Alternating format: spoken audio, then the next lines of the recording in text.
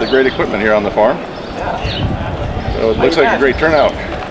Yeah, I think so. I haven't really moved much, probably an hour now. Well, it's a beautiful day. I'm really glad you guys put on such a nice show for everybody to come out and see. Well, compared to what it was the last 2 days, we were working in mud, so. I heard how much rain. I know in Dyersville, Iowa, they said 6 inches this week. Really? Yeah. Says I couldn't really tell you how much we ended up getting this past week, but I woke up at 2 in the morning yesterday morning, and it was pouring. It's just like, well, this is going to be a great week. But yeah, we did work around in the mud yesterday, but by the time yesterday afternoon came around, it cleared up enough, the wind got blowing, it dried the ground out. Where our biggest concern was the tractor rides and the parking in the field.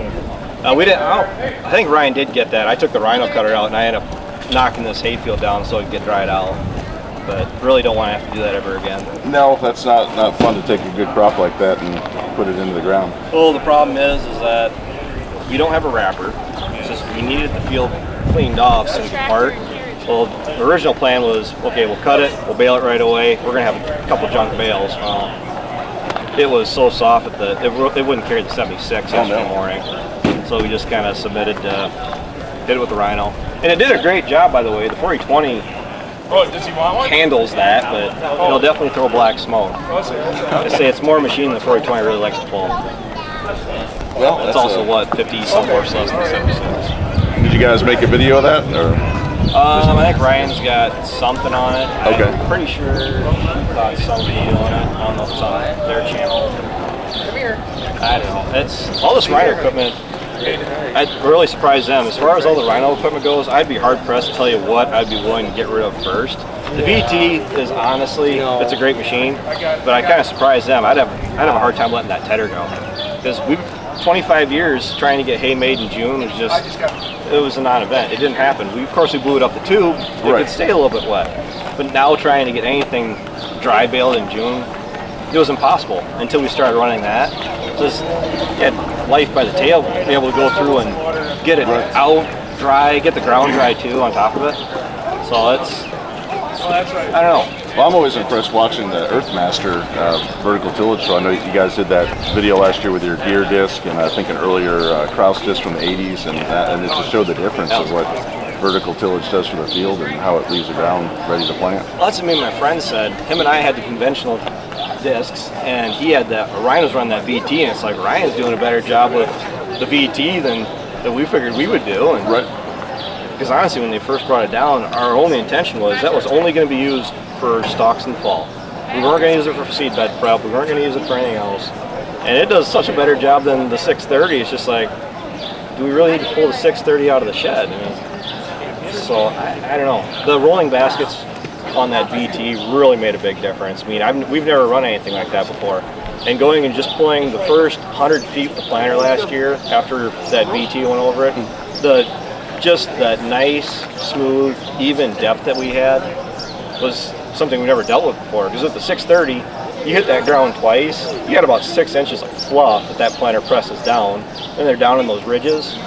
And of course, we're in southwest Wisconsin, so you're usually racing rain. And what happens is that those trenches will get washed down in, and your corn that's planted at 2-inch depth is currently at 4 inches. Because that happened to me once, 3 years ago. Same thing, I planted at 2 inches, and after the rain, it was about 3.5 down.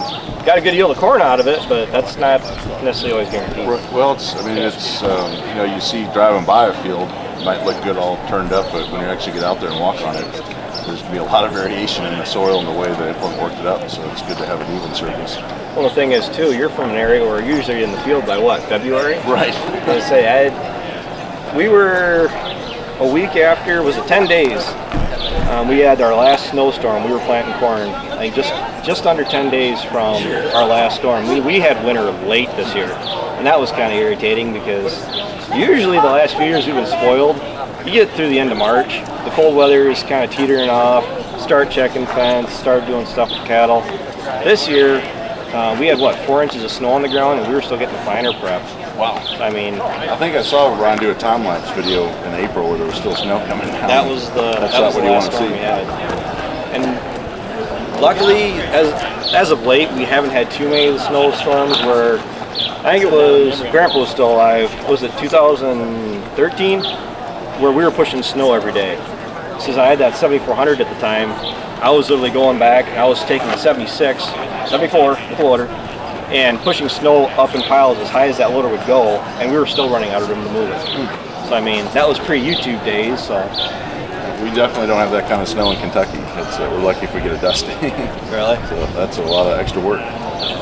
Well, you guys are what? You're doing wheat down there right now? Yep, just some farms are finished and got a couple days probably left. We had some rain into this week, so. And down in that area, is rainfall in a given year much of an issue, or? No, it's usually not too bad. Our biggest thing is if from the Gulf Coast, if you get a tropical storm or hurricane that blows in and knock down the corn during harvest, but usually we're just pretty good and steady. We can get hot and dry in the summer. I've seen a few years where we had like 17 bushel of corn in 2012. Yeah. So it's, but overall it's pretty moderate. We're having a pretty good year this year. So it's just an average year. Last year was a bumper crop. Now, how many different farms do you visit in Kentucky alone? Well, most of it is in Kentucky. I get to there's probably 10 that I make a point to visit every year, and then I'm also always looking for classic equipment or something new. So I might make a special trip to a certain farm. Because I will say, you're my go-to channel when it comes to wanting to see a lot of larger equipment running in the fields. Those combines running together, that's awesome. I mean, I like the bigger fields. You don't get the big, wide open fields up here anymore. I mean, our biggest field is 60 acres. I mean, the problem is that the fields that are a couple hundred acres, there's a line of guys that are waiting to rent that ground, and I'm currently somewhere down here. Sure. So the chances of me in the next 10 years getting those nice big running fields is pretty small. Well, and this is beautiful, man. I love seeing the strips with the alfalfa and the oats and the corn. Those are a learning experience. A lot of people, I'm seeing largely from Europe, don't understand why we have the contours like we do. And we spent 2 days putting in waterways this spring, and all of our waterways were gone a day later. But you have to, because that soil really gets to moving when you get 3 inches of rain in about a half hour. Yeah, there's some good slopes here. Yep. They said we did get away with, we did double all the strips up, which is kind of mandatory, because even like with the VT before they were doubled up, you would go down, back, and to the other end of the strip, and you were done. And that gets kind of tedious when you spend more time moving around between strips to keep getting the crops in or keep moving throughout the day. Right.